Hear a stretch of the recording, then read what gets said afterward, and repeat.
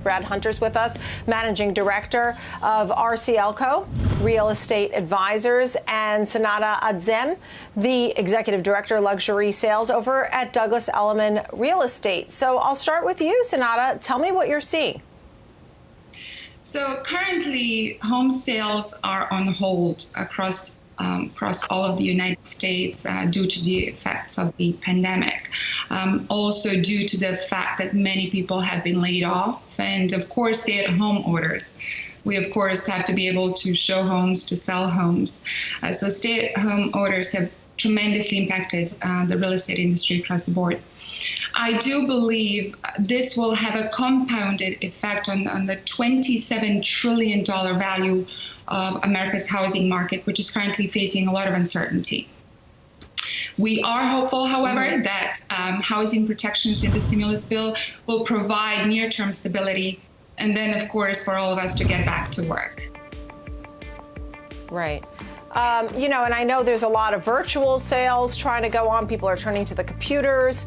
You know, you have to wonder if you're one realtor and one buyer and you're in a home and you're social distancing, you know, I guess that may be okay, but I guess everything's on hold. Brad, what are your thoughts?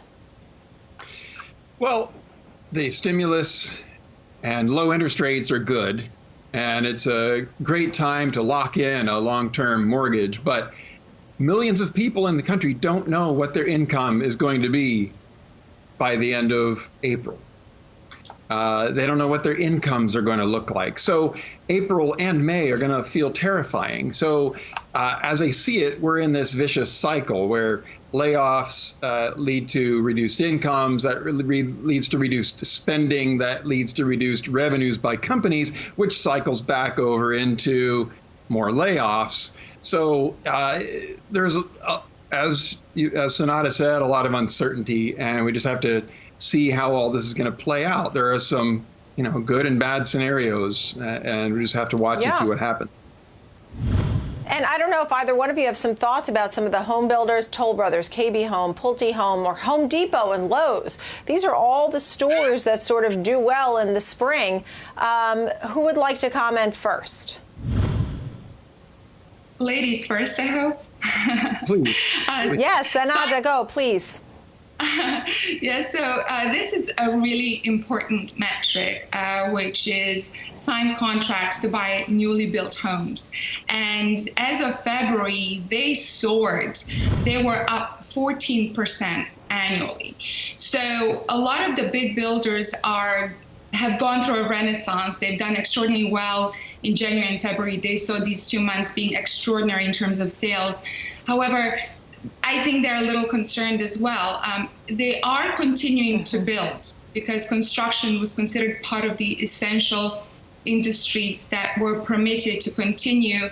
But I do believe as we go on into March and further April, as we cannot show homes and as they cannot have clients come into their sales galleries, that they may see some stagnation for the time being.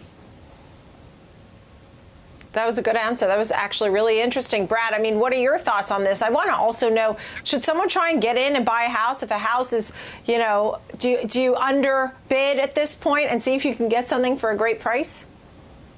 Well, I'm going to just stick with the subject of what the builders are experiencing. Clearly, the month of January and February are extremely strong. We were seeing housing starts numbers that were just breaking records, and it's a whole new world. We can't really look at that data other than saying, let's hope that we get back to that once we get past this crisis, which could happen, and that's what we hope. But at the moment, the builders are, of course, experiencing much lower traffic. Obviously, people can't leave their houses and go to the models, or they go on a by appointment basis, or they go on virtual tours and that type of thing. So they are still shopping to some degree, but a lot of cancellations have happened. I expect a lot of cancellations to happen also in April. You know, we're still in very treacherous waters. Yeah, that makes a lot of sense. And we saw mortgage applications down for 2 weeks in a row. Senada, last final thought. Give me your last 10 seconds on your outlook. I am an eternal optimist, having come from a war-torn Bosnia and lived through much worse than what we're seeing right now. I do believe we need to take it seriously, and I do believe that we need to abide by all the rules out there.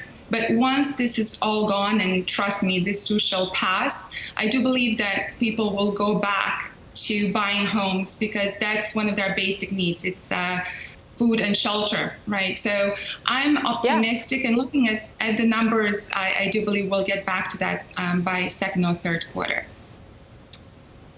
Thank you both. Great conversation. I really appreciate it. Our thanks to Brad Hunter, Managing Director at RCLCO Real Estate Advisors, and Senada Adzem, the Executive Director of Luxury Sales at Douglas Elliman Real Estate.